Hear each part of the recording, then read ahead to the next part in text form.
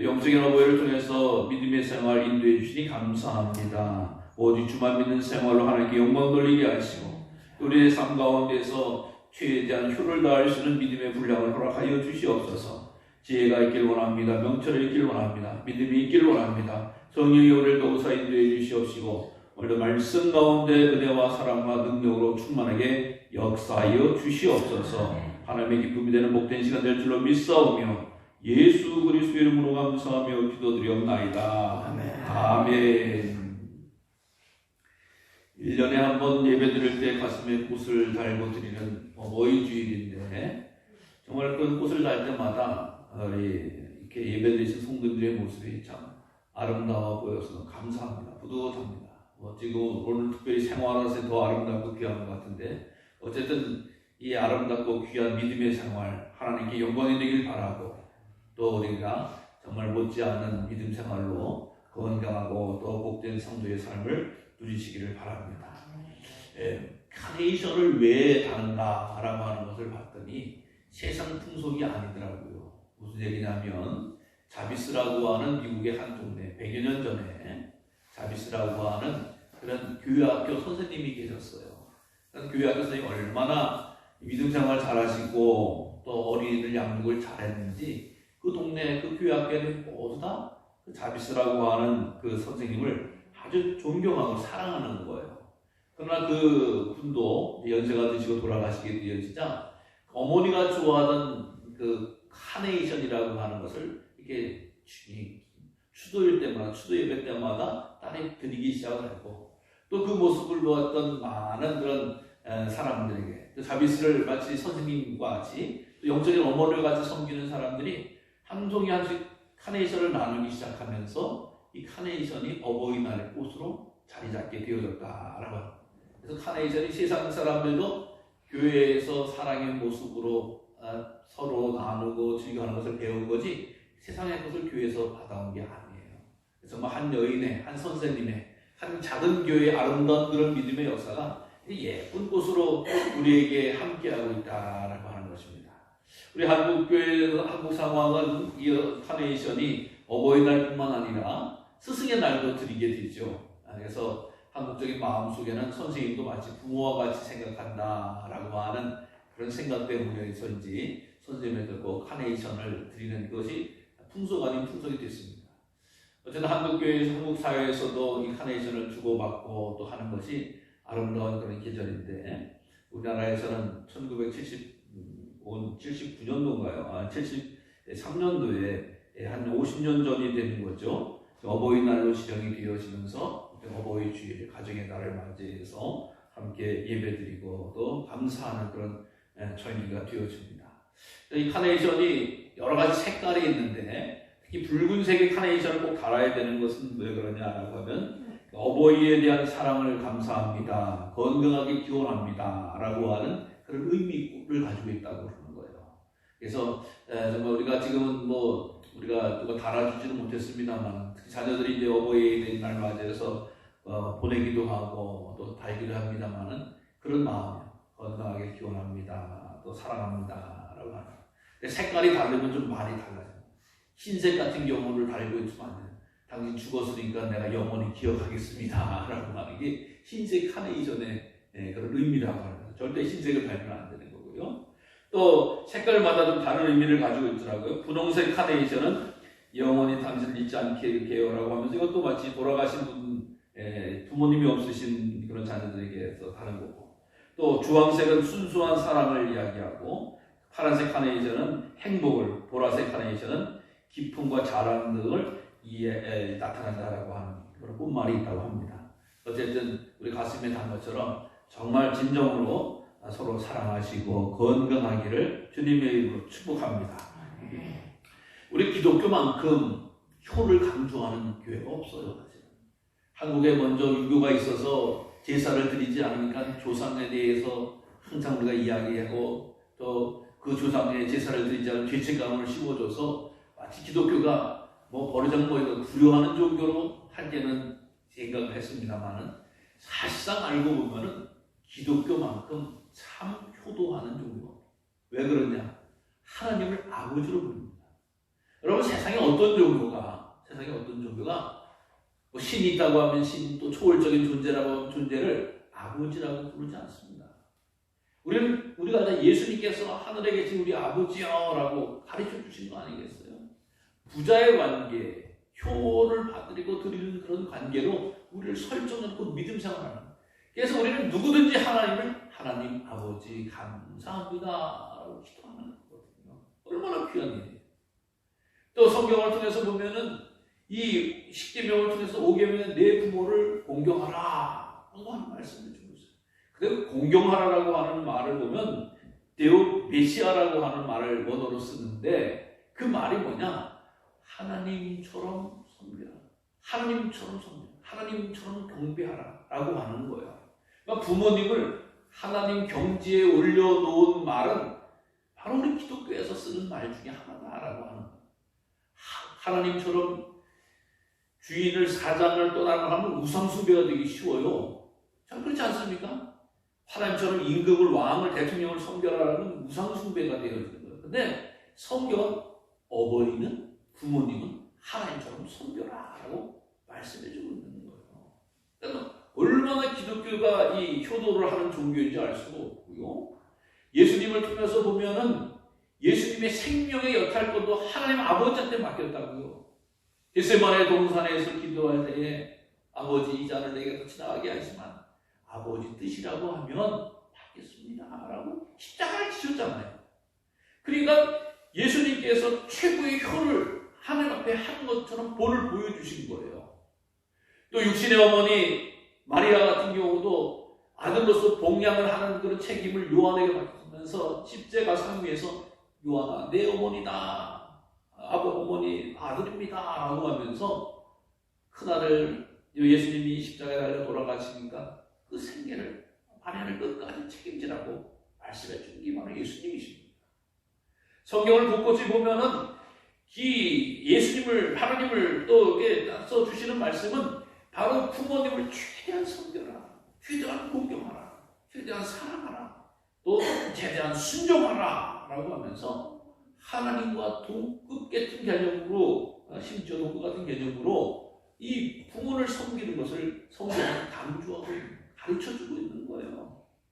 그리고 만약에 부모님을 욕되게 하거나 부모님 앞에 버르장머리가 없게 되어진다고 하면은 그 사람은 돌로 쳐 죽여야 된다라고 하면서 엄격하게 다스리는 것이 율법의 정신입니다. 그렇기 때문에 부모님을 사랑하고 부모님을 공경하고 부모님의 뜻을 순종하는 것이 바로 가장 기독교적이고 믿음의 종류가 되어지는 줄로 믿으시길 바랍니다. 세상 사람들이 뭘 제대로 알지 못하니까 뭐 효를 하느니 안 하니 뭐 기독교가 어쩌고저쩌고 이야기를 합니다만은 정정 성경을 알고 말씀을 알고 신앙을 가지고 계신 분이라고 하면 부모님 앞에 효를 다하는 것이 합당하고 바른 길구나. 내가 말씀대로 사는 것이구나 라고 하는 것을 깨닫게 될 줄로 믿습니다. 부모님을 향해서 따뜻한 마음을 가졌던 사람이 있어요. 그 사람이 바로 누구냐? 바로 찰스 스텔렐이라고 하는 그런 미국의 한 소년이 있어요. 그 사람이 아주 정말 귀한 것을 발명을 했는데 뭘 발명을 했냐? 쇼핑백을 발명했어요. 여러분 뭐 사면은 옷을 사든 무슨 뭐 신발을 사든 꼭 가방에 종이 가방을 넣어서 주잖아요. 우리가 갈 때 백화점 갈 때 물건 뭐 사러 갈 때 장바구니 들고 가지는 않지 않습니까? 가면 큰 표장에다가 종이백에다가 탁 넣어주면 아주 근사하게 들고 이렇게 집에 오는데 종이 가방이 맨 처음에 발견된 이야기를 들어보면 참 알잖아요.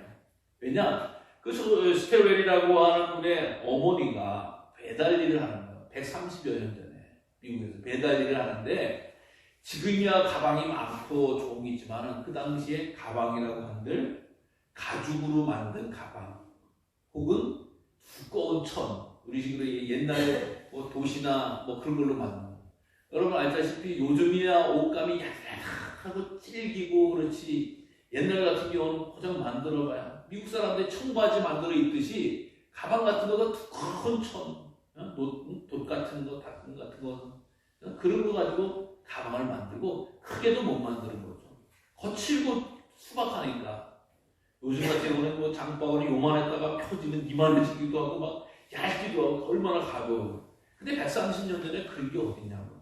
근데 어머니가 배달 일을 하는 거예요. 배달 일을 하니까 여러 가지 그런 조그만 가방도 이렇게 들고 다니는데 이게 얼마나 내용물도 그렇지만 가방 자체가 무거운 거예요. 여러분 그런 가방들 많잖아요. 가방가 무거우면 참 힘든 거야. 뭘 묻지도 않는데 무거워 가방이. 근데 어머니가 그 무거운 것들을 들고 다니면서 맨날 배달 일을 하니까 그 아들 눈에 어느 그것이 눈에 밟히기 시작을 했습니다. 밟히기 시작해서 야 우리 엄마가 나를 키우기 위해서 이렇게 고생을 하시는구나. 그러고 하면서 어떻게 하면 우리 엄마를 좀 도와드릴 수 있을까라고 곰곰이 생각해요. 가방이 조그만데 그걸 여러 개 들고 다니면서 무거운 걸 들고 다니면서 배달을. 근데 눈에 딱 들어오는 이 기름종이 같은 종이인데 찌긴 종이가 들어요. 아, 저걸 가지고 가방을 만들면 어떨까라고 생각해요. 여러분 지금은 너무나 당연한 일이지만 종이로 만든 게 가방이 너무나 당연한 일이지만 맨날 가죽이나 천으로 만든 두꺼운 천으로 만든 또 가죽도 종이도 흔하지 않고 또 그럴 때 그런 생각을 한다는 것 자체가 쉬운 일이 아니에요. 정말. 근데 곰곰이 생각해보면 저 종이를 가지고 가방을 만들어요.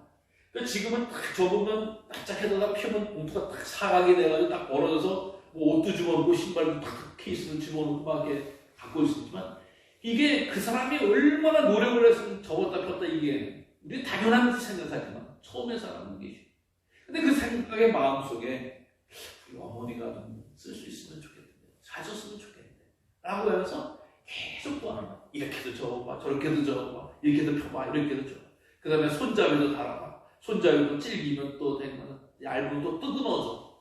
그러니까 고생 연구 끝에 어머니를 위한 가방이 탄생됐던 거예요. 그래서 어머니 한번 이 가방을 가지고 배달일에 한번 사용해 보세요. 생각해 보세요. 가죽 무거운 거, 천 두꺼운 거, 거친 거 들고 다니다가 종이로 된 기름종이로 된 찔긴 종이로 얼마나 가벼워요. 그리고 들어가는 양도 접었다 폈다 하면서 몇 배나 더 들어가는 거야. 아이고야 참 좋다. 너무 가볍다. 너무 편하다. 우리 아들 최고다. 그러니까 어떻게 가지고 다니다 보니까 어떤 사람이 아니 그 뭐예요? 아 우리 아들이 날 위해서 가방 만들어서 종이로 가방 만들어줬어요. 그래 너무 좋은데? 그래가지고 많은 사람들이 칭찬하고 그러니까 결국엔 특허를 내야 되고 큰 그 가방을 통해서 큰 부자도 되어졌다라고 하는 이야기가 있습니다. 여러분 부모님을 생각하는 것, 부모님을 사랑하는 것, 하나님께서 복 주시기에 합당한 마음인지로 믿으시기를 바랍니다. 그래서 우리가 부모님이 계시든 안 계시든 부모님을 생각하면 늘 귀하고 아름다운 마음을 잘 간직하고 또 우리가 부모의 역할을 감당하려고 할 때 부족하지만 내게 부모의 자리, 부모의 위치를 주었다라고 하는 것을 감사하면서 최고의 효를 다할 수 있는 그런 믿음의 자녀 되시기를 바랍니다. 사실 우리가 연세가 들어가면서 어떤 마음이 들어요? 외롭습니다. 또 이 몸도 늘 아픕니다. 또 경제적인 것도 항상 걱정입니다. 이런 마음들을 잘 모아서 우리 인생을 풍성하게 살아가야 될 줄로 믿으시기를 바랍니다. 생각해보세요. 우리들에게 부모님을 통해서 또 가장 귀한 믿음을 이어받았다라고 하면은 너무나 감사한 거 아니겠어요? 내가 부족함에도 불구하고 우리 부모님을 통해서 이 영적 유산을 받았다라고 하는 것이 너무 감사하고 또 내가 이 영적 유산을 자녀에게도 잘 전달하게 되어지면 우리 인생이 복되어진다라고 하는 거예요.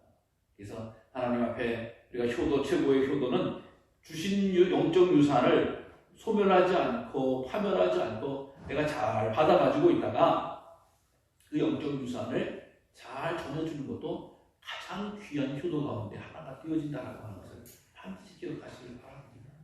부모님의 기도, 부모님의 사랑, 부모님의 믿음이 헛된 게 아니잖아요. 하늘나라 상급이라고 하는 거예요.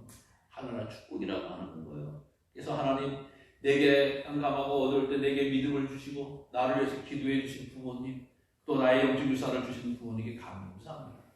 당연 혹시 부모님으로부터 영적 유산을 받지 않았더라도 내게 영적 유산을 전해준 부모님과 같은 영적인 부모님과 같은 분이 계시는 거예요.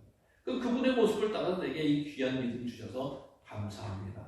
그 주신 영적 유산을 잘 이어받겠습니다. 또 믿음을 가지고 있어서 혹시 믿지 않는 부모님이 계셨다라고 하면은 그 부모님한테 정말로 영적 복음을 증거하고 예수 그리스도의 피 묻은 복음을 증거해서 천국을 소개했다라고 하면 또 그 안이 또 최고의 복인 줄로 믿습니다. 우리가 최고의 복, 최고의 효도는 바로 믿음 생활이에요. 영적인 유산이에요. 무슨 뭐 고래 등짝 같은 집을 못 해주고 무슨 뭐 어디 구경을 못 시켜드리고 무슨 뭘 못 해드렸다라고 하는 것이 불효가 아니라 믿음 생활을 주 안에서 잘하고 있는 것, 끝까지 믿음 생활하는 것, 이게 최고의 효도가 되는 줄 믿으시길 바랍니다. 또 우리 자녀들을 향해서도 늘 그런 말씀을 부모님 하세요. 나는 딴 거 필요 없다. 네가 믿음 생활 잘해서 하늘 상급을 받기를 바란다. 자녀들을 향해서 그런 말씀으로 축복하시기를 바랍니다. 네가 나한테 왜 용돈 안 보냈냐? 남들은 뭐 하는데 비교하지 마시고 하나님 감사합니다. 나는 네가 하늘 상급을 잘 이어받으면 그게 너무 감사해, 너무 귀해, 너무 아름다워. 자녀들의 영적 유산을 잘 전할 수 있는 그런 믿음이에요. 오늘 본문의 말씀은 약간 어버이주가 떨어진 것 같습니다만은 그러나 또 같은 말씀이에요. 왜 그러냐? 바로 이 도르가라고 하는 여인의 이야기입니다. 욥바라고 하는 동네예요. 욥바라고 하는 동네는 어떤 곳이냐? 이 예루살렘에서 좀 떨어지는데 지중해를 끼고 있어요. 바닷가 동네예요. 이 성경에는 잘 나오지 않습니다만은 우리가 알다시피 누구죠? 그 물고기 뱃속에 요나가 배를 타고 도망가려고 해서 욥바로 가서 배를 타고 도망갑니다. 지중해. 이스라엘에서 넓은 바다로 나갈 수 있는 그런 항구 도시 욥바라고 하는 거예요. 거기에서 도르가 다비다라고 하는 말은 그 사람들이 쓰는 말로는 다비다라고 쓰는데 헬라어로 번역을 하면은 도르가가 되어집니다. 그곳에 한 여인이 있었던데 그 여인이 어떤 여인인가라고 하는 걸 봤더니 선행과 구제하는 일에 힘이 많다. 근데 그 전에 뭐냐? 그냥 선행과 구제를 잘한다라고 하는 이야기가 아니라 여제자가 있었다. 그 당시 제자라고 하면은 우리가 알다시피 12제자를 이야기하잖아요. 도르가라고 하는 여인을 여제자로 평가를 하는 거예요. 그러니까 예수님을 얼마나 잘 믿는지, 예수 믿고 나서 그가 얼마나 선행과 구제하는 일을 충성을 하는지 알 수가 없어요. 근데 그가 병들었어요. 병들어서 죽게 되어집니다. 죽게 되어지니까 장례를 치르는 거 아니겠어요? 근데 장례를 치르기 전에 루따에 베드로가 와 있다라고 하는 소식을 듣게 됩니다. 무슨 얘기냐? 지금 욥바에서 도르가가 죽었는데 루따라고 하는 동네에 베드로 사도가 있다라고 하는 얘기를 듣게 돼요. 그럼 이게 어떻게 되냐? 한 18km 정도 떨어진 곳이다라고 이야기하면 우리 식으로 이야기하면 내리에서 가마읍쯤에 베드로가 왔다라고 하는 이야기예요. 그러니까 베드로가 거기 왔는데 지금 우리 동네에 도르가가 죽었다라고 하니까 사람을 보내는 거예요. 가서 베드로 사도를 좀 모셔오자. 그래서 베드로 사도를 모셔서 물론 장례를 집례하려고 하는지 어쩐지는 알 수가 없습니다만은 초청하게 되어지는 거예요. 그래서 데리고 와서 베드로를 다락방에 오요. 그래서 베드로를 가보니까 그 도르가의 그 시신 앞에 과부들이 물러 앉아서 울고 있는 거 아니겠어요? 그러면서 베드로가 들어가니까 뭐라고 이게? 속옷과 겉옷을 다 내입었거든요. 이 속옷과 겉을 다 내입고 그러면서 이 도르가가 우리에게 이 옷을 쳐줬다. 여러분 지금도 옷 선물해주면 참 좋은 선물이죠. 그렇죠? 근데 2000년 전의 선물 옷이라고 하면은 집 의식주에서 가장 중요한 걸 수도 있습니다. 중요한 것 대표적인 것처럼 의복 중에 최고 아니겠습니까? 요즘이야 우리가 옷도 한번 사면은 떨어지지 않고 버리는 수준인데 그 당시에 옷이라고 하면 얼마나 힘들겠어요. 그러다 보니까 겉옷과 속옷으로 나뉘잖아요. 겉옷은 어떤 옷이에요? 이불인 거예요. 이불. 더울 때 추울 때 입고 요즘이야 우리가 철철마다 뭐 이불도 쓰고 뭐지만은 아니 이 이스라엘 땅에 또 옷감을 하나 만들려고 하면 얼마나 많은 또 양털이 들어가거나 재료가 들어갑니까? 우리나라가 또 옛날에 2000년 전까지 하던 옛날에 옷 같은 거 한번 입으려고 하면 설날이나 추석날이나 돼야지 옷 한 번 얻어 입은 거지. 2000년 전에 이 예루살렘, 이 베들레헴도 이 상황도 이곳에서 어디 옷을 그겠냐? 옷을 만들려고 하면은 다 자기가 만들었잖아요.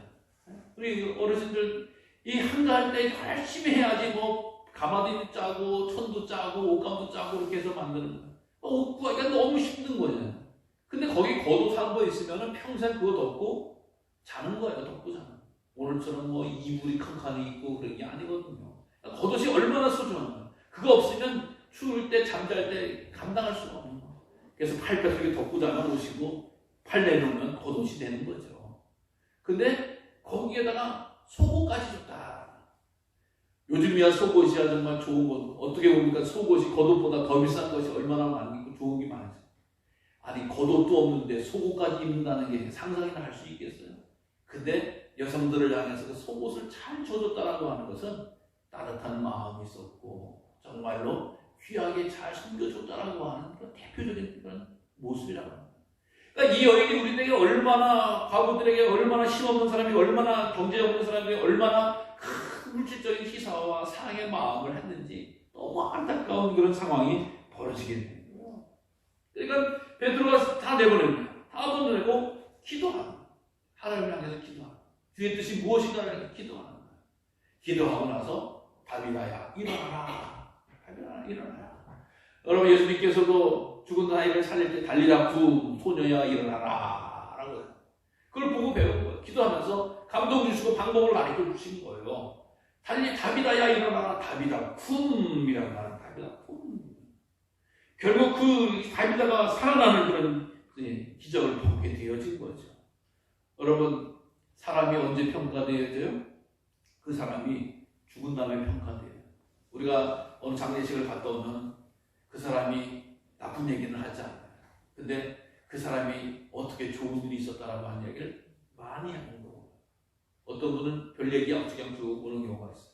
야, 그분은 그냥 잘 가십니다. 근데 어떤 분은 그분이 살았을 때 어떻게 좋은 일 했다, 대단한 일 했다, 귀한 일 했다라고 하는 얘기를 막 하시는 걸 우리가 듣게 되고 서로 하게 됩니다. 사실. 그러니까 사람이 죽으면 정말 호랑이가 가죽을 남기고 사람 이름을 남긴다듯이 죽고 나면 그분이 어떻게 살았더라 없어진 다음에 알게 되죠. 그분에 대해서 이야기를 하는 것이죠. 살아난 거를 보니까 욕바 사람들이 다 알게 되더라. 다 알게 돼. 아, 다비다라고 하는 여인 평상시에 그렇게 했더니 그러더니 죽었다라더니 또 죽었더니 또 살아났대잖아. 부활에 대한 경험을 보여주기도 하고 이 베드로의 역사를. 근데 놀라운 일은 어떻게 되어지냐? 다비다가 살아났는데 어떻게 해요? 모두 다 그 사람들이 많은 사람들이 주를 믿더라. 아니 죽었다 살아나면 어떻게 이 일들이 벌어져야 되는 거예요? 원래 살린 사람 베드로가 높아져야 되는 거예요. 사실 어떻게 보면 가장 기본적으로. 여러분 제가 여기서 죽었다 사람은 제가 어떻게 사람이 능력의 종이 되는 겁니다. 사람 살린 종이 됩니다. 내가 높아지는 경우가 얼마나 많은지 알 수가 없어요. 근데 살아있을 때에 그렇게 다비다가 믿고 따르고 섬기고 전했던 예수님이 그를 살리셨어. 베드로가 보이질 않습니다. 다비다도 보이지 않습니다. 아니 저가 믿는 예수님이 저를 살리셨네. 예수님 부활하셨더니 저를 살리셨네. 맨 처음에 저가 살아난다고 했을 때 저 말이 진짜일까 했는데 정말 살아나신 주님이 저를 살리셨네. 얼마나 큰 영광이 되어집니까? 얼마나 큰 영광입니까? 여러분 우리가 믿음 생활 잘하고 신앙 생활 잘하면 하나님이 영광을 받으신 줄로 믿으시기를 바랍니다. 절대 누가 살린 게 아니라 사람이 살린 게 아니잖아요. 베드로가 살린 게 아니고 다비다가 살린 게 아니잖아요. 주님이 살리신 거죠. 하나님이 하신 일이라고 하는 것입니다. 그러니까 믿음의 주여 온전히 예수님을 바라보면서 그 찬양과 경배를 돌리는 아름다운 역사가 바로 이 요바에서 있었다라고 하는 겁니다. 여러분 베드로 같은 경우가 대접을 받지 않았다라고 하는 이야기가 그 다음에 나옵니다. 요바에 여러 나라의 베드로가 있었다라고 합니다. 근데 있는 곳이 어디냐? 시몬이라는 무두장의 집에서 있었다. 베드로도 원래 시몬이라고 하는 이름을 가지고 있었다 그랬죠. 예수님이 베드로라고 바꿔주고. 근데 무두장의 집이었다라고 해요. 무두장이라고 하는 것은 피역을 가져가. 즉 가죽공예를 하는 사람이에요. 옛날식으로 우리나라의 개념으로 보면 백조과 같은 역할을 감당하는. 그러니까 유대인들도 유별을 떠는데 아주 싫어하는, 아주 천시하는 이런 사람과 함께 있었다. 그 능력이 많으신 베드로. 들어가 있었다라고 합니다. 기독교는 복음 안에서 아까도 얘기했지만 여제자 도로 같은 경우는 과부들 정말 없고 힘들고 연약한 사람에게 옷도 만들어주고 베풀어주고 또 이 무두장이 같은 사람 즉 동네 사람들이 천시하고 멸시하고 그랬던 사람과 그 능력을 행한 베드로가 함께 있는 거예요. 왜 그들이 가능하게 되어집니까? 예수님의 믿음, 예수님의 사랑으로 예수님의 믿음으로 가능해 되어졌다라고 하는 것입니다. 사랑하는 성도 여러분, 그러니까 무엇을 하든지 간에 하나님 앞에 영광이 되어지니까 사람들이 예수님을 믿는, 주를 믿는 역사가 나타나지더라고 하는 것입니다. 여러분, 우리의 최고의 효도가 뭐예요? 부모님한테 좋은 거 사드리고 입혀드리고 해주는 것도 당연한 것이죠. 그러나 내 아들을 통해서 내 자녀를 통해서 하나님을 믿는 사람이 나타났다고 하면 그것은 최고의 효도가 되는 줄로 믿으시길 바랍니다. 아, 누구 집 아들이 뭐 아들이 뭐 되더라. 현수막 돌아야지. 중요한 거야. 그러나 야, 그 사람이 그렇게 하더니 저를 보고 믿는 사람이 주를 믿는 역사가 나타날 때 목사가 아니라 좋습니다. 우리 모든 어떤 믿음의 자들은 다 가능한 일이라고 하는 것입니다. 그 일을 감당하면 하나님이 큰 영광을 받으시는 거예요. 하나님이 큰 영광을 받는 것이 바로 최고의 효도하는 거 아니겠습니까? 최고의 선물 아니겠습니까? 이 세상에서 복되고 귀한 돈 많이 누리는 것도 좋지만 하나님 앞에 영광을 돌리는 이 모습을 기쁨으로 받아들이고 드러나는 역사가 나타나신다고 하는 것입니다. 사랑하는 성도 여러분, 오늘도 우리의 삶 가운데서 주를 믿더라라고 하는 말씀처럼 오늘 우리의 삶을 통해서 주를 믿는 역사가 나타나지게 된다고 하면 하나님께 영광이요 부모에게 최고의 효도라고 하는 것을 늘 기억하시면서 믿음의 역사를 잘 감당할 수 있는 저와 우리 모두가 되어지기를 간절히